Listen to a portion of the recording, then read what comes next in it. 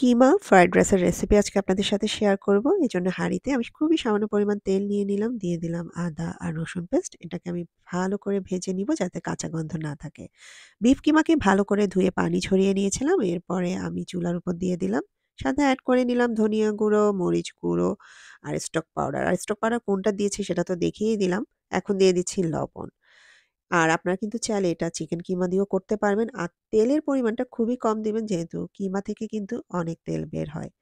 কিমাটা পুরোপুরি রান্না হয়ে যাওয়ার পর আমি আগের দিনের রান্না করা সাদা ভাত দিয়ে দিলাম। এখন দিয়ে দিচ্ছি সয়া সস, আবারও একটু লবণ আর একটু চিনি আর সেই সাথে গোলমরিচের গুঁড়ো।